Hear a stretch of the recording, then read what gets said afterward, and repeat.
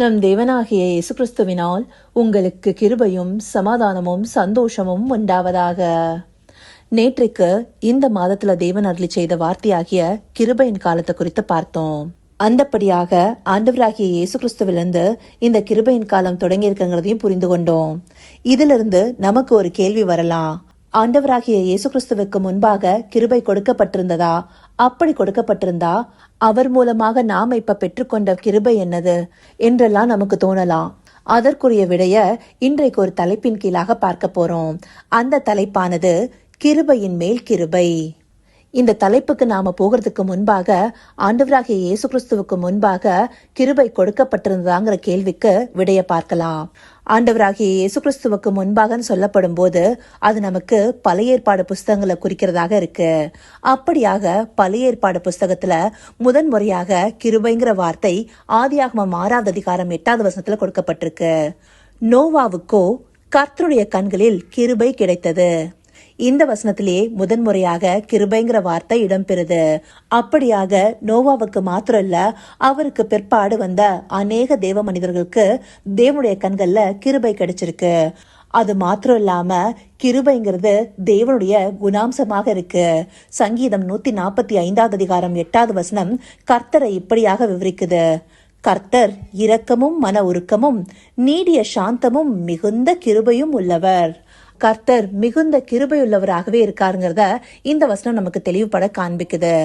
அப்போ கிருபையானது எப்படி கொடுக்கப்பட்டிருக்குங்கிறத அறிந்து கொள்ள யாத்ராகமம் 33வது அதிகாரம் 19வது வசனத்துல கர்த்தராகிய தேவன் மோசேக்கு தன்னுடைய மகிமையை வெளிப்படுத்தும்படியாக சில வார்த்தைகளை சொல்றாரு இல்லையா, அதை பார்க்கும்போது புரியும். அதற்கு அவர், என்னுடைய தயையெல்லாம் நான் உனக்கு முன்பாக கடந்து போக பண்ணி கர்த்தருடைய நாமத்தை உனக்கு முன்பாக கூறுவேன். எவன் மேல் கிருபையாயிருக்க சித்தமாயிருப்பேனோ அவன் மேல் கிருபையாயிருப்பேன். எவன் மேல் இரக்கமாயிருக்க சித்தமாயிருப்பேனோ அவன் மேல் இரக்கமாயிருப்பேன் என்று சொல்லி. இந்த வசனம் கர்த்தராகிய தேவன் ஏக சக்கராதிபதியாக இருக்கிறாருங்கிறத தெரிவிக்குது. ஆங்கிலத்துல சொல்லணும்னா சாவரன் லார்ட். இந்த ஏக சக்கராதிபதினு சொல்லப்படுற சாவரன் லார்ட்னா என்ன? ஆண்டவர் தான் நிர்ணயத்தபடி எதையும் செய்ய வல்லவரா இருக்கிறாரு. அவர் எதையும் யாரையும் கேட்டு செய்யணுங்கிற அவசியம் இல்ல. அவரே எல்லாவற்றையும் நிர்ணயம் செய்கிறவராக இருக்கிறாருங்கிறத காண்பிக்குது.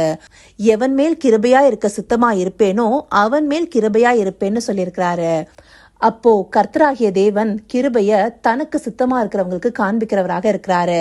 அந்தபடியே இந்த பூமியில ஒரு சந்ததியை தேர்ந்தெடுத்தாரு. அது ஆபிரகாமின் வழியில வந்த சந்ததி. அப்படியாக இஸ்ரவேல் ஜனமெல்லாருமே தேவனுடைய கண்கள்ல கிருபை பெற்றவர்களாக இருந்தாங்க. அதுலயும் முக்கியமா தேவனுக்கு பயந்து அவருடைய கற்பனைகளை கை கொண்டவர்களுக்கு தேவன் தம்முடைய கிருபையை தந்திருக்கிறாரு.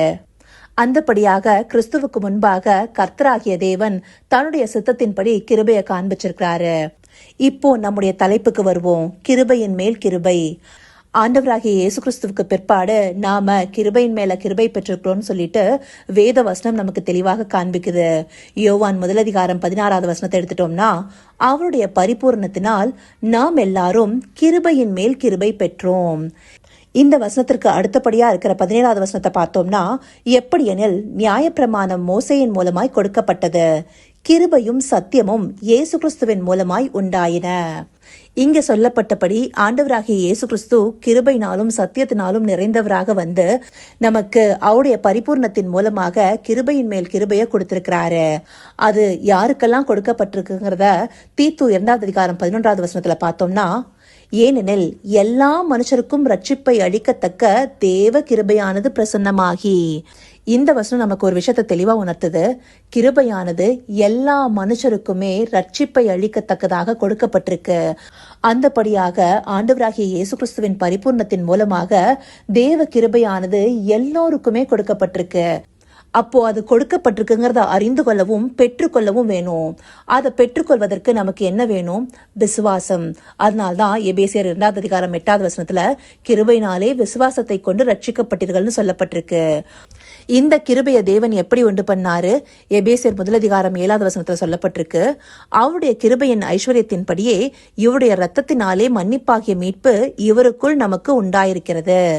இந்த வசனத்துல அவர்னு சொல்லப்படுகிறது கர்த்தராகிய தேவன், இவர்னு சொல்லப்பட்டிருக்கிறது ஆண்டவராகிய இயேசு கிறிஸ்து. அப்படி இந்த வசனத்தை பார்க்கும்போது தேவனுடைய கிருபையின் ஐஸ்வர்யத்தின்படியே கிறிஸ்துவின் இரத்தத்தினாலே பாவ மன்னிப்பாகிய மீட்பு கிறிஸ்துவுக்குள் நமக்கு உண்டாயிருக்கிறது. அப்படியாக கர்த்தராகிய தேவன் தாமே பூர்வ நாட்கள்ல இந்த கிருபைய தமக்கு சித்தமானவர்களுக்கு காண்பிப்பேன்னு சொல்லியிருக்கிறாரு. ஆனா அவருடைய சித்தம் என்ன? எல்லா மனுஷருக்குமே இந்த கிருபையானது சென்றடையணுங்கிறது. அப்படி இந்த கிருபைய ஆண்டவராகிய இயேசு கிறிஸ்துவை நமக்காக ஒப்பு கொடுத்ததன் மூலமாக இந்த உலகத்திற்கு தந்திருக்கிறாரு.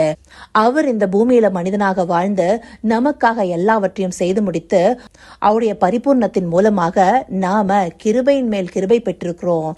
இதை நாம புரிந்து கொள்வதற்கு பழைய ஏற்பாடு புஸ்தகங்கள்ல மனிதர்கள் சில நேரங்களில் தவறு செய்யும் போது கர்த்தராகிய தேவன் உடனேவே தண்டிப்பாரு.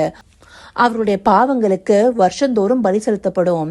ஆனா ஆண்டவராகிய இயேசு கிறிஸ்துவின் மூலமாக இப்போ நாம கிருபை பெற்றதுக்கு பிற்பாடு அவரை விசுவாசிச்ச மாத்திரத்திலே நாம பாவத்தை விட்டு விலகி வந்துடுறோமா? இல்ல நம்முடைய பாவத்திலிருந்து வெளியே வருவதற்கு நாம முயற்சி செய்து கொண்டிருக்கிறோம். அதற்கு இடையில நாம சில தவறுகளுக்கும் மீறலுக்கும் பாவங்களுக்கும் உள்ளாகிறோம். அப்படியாக நாம போகும்போது ஆண்டவராகிய இயேசு கிறிஸ்து நமக்காக பரிந்து பேசி தேவனிடத்திலிருந்து நமக்கு கிருபையை பெற்றுக் கொடுக்கிறாரு. அப்படியாக கிருபையின் மேல் கிருபை பெற்று நமக்கு மறுபடியுமாக ஆப்பர்ச்சுனிட்டி கொடுக்கப்படுது. ஆனா இந்த கிருபையை பெற்றுக்கொள்கிறோம்னு சொல்லிட்டு நாம மறுபடியும் பாவங்களுக்குள்ளாகலாமா? இந்த நாட்கள்ல ஹைப்பர் கிரேஸ்ல இதுதானே போதிக்கப்படுது. நாம செஞ்ச பாவங்களுக்கு, செய்யற பாவங்களுக்கு, செய்ய போகிற பாவங்களுக்கு ஆண்டவர் மன்னிப்பை கொடுக்கிறாருன்னு சொல்லிட்டு அப்படியானது அல்ல. தேவன் நமக்கு கிருபையை கொடுத்தது நாம மனம் மாறி அந்த பாவத்திலிருந்து வெளியே வரணுங்கிறதுக்காக, மனம் திரும்புதலோட தேவனிடத்துல கிட்டி சேரணுங்கிறதுக்காக.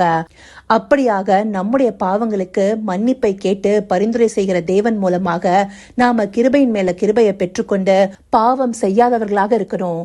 அதை நாம அநேக நேரங்கள்ல புரிந்து கொள்றதில்ல.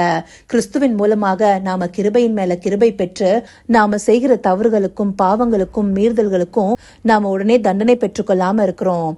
அப்படியாக நமக்கு கிடைக்க பெறுகிற கிருபைய நாம விருதாவாக்க கூடாது. நாம இந்த கிருபையின் மேல கிருபை பெற்றுக்கோங்கிறத அறிந்து கொண்டு மனம் திரும்புதலோட தேவனை நோக்கி பார்ப்பவர்களாக இருக்கணும். நம்மை பரிசுத்தப்படுத்திக் கொள்பவர்களாக இருக்கணும். பூர்வ நாட்கள்ல எவன் மேல் கிருபையா இருக்க சித்தமா இருப்பேனோ அவன் மேல் கிருபையா இருப்பேன்னு சொன்ன தேவன் இப்போ எல்லா மனுஷரையும் ரட்சிக்கிறதுக்காக தேவ கிருபையை கொடுத்திருக்காரு. அந்த கிருபையை பெற்றுக்கொண்டு மனம் திரும்பி நாம அவரிடத்துல கிட்டி சேரணும் இல்லையா? இதை அறிந்து கொண்டு இயேசு கிறிஸ்துவின் மூலமாக கிருபையின் மேல் கிருபை பெற்றவர்களாக மனம் திரும்பி பாவத்தை விட்டு ஓய்ந்திருக்க அவரை நோக்கி பார்ப்போமா? கர்த்தாவே, தேவாதி தேவனே, உமக்கே இந்த வேளையில் நன்றி செலுத்துகிறோம் ராஜா. அப்பா, இரக்கமும் மன உருக்கமும் நீடிய சாந்தமும் மிகுந்த கிருபையும் உள்ள தேவனே, உம்மையே நோக்கி பார்க்கிறோம் ராஜா. பூர்வ நாட்கள்ல எவன் மேல் கிருபையா இருக்க சித்தமா இருப்பேனோ அவன் மேல் கிருபையா இருப்பேன்னு சொன்ன தேவன் ஆண்டவராகிய இயேசு கிறிஸ்துவின் மூலமாக எல்லாருக்கும் கிருபையை கொடுத்திருக்கீங்க ராஜா. அவருடைய பரிபூர்ணத்தின் மூலமாக நாங்க கிருபையின் மேல் கிருபை பெற்றிருக்கிறோங்கிறத அறிந்து கொண்டு நாங்க மனம் திரும்பி எங்களை உம்மிடத்துல ஒப்பு கொடுக்க தேவரீர் எங்களை நடத்தியர்லுங்க ராஜா. அப்படியே நீங்க நடத்த போகிற கிருபைக்காய் நன்றி. சகலவித துதி மகிமை கனம் யாவும் ஒருவருக்கே செலுத்துகிறோம்.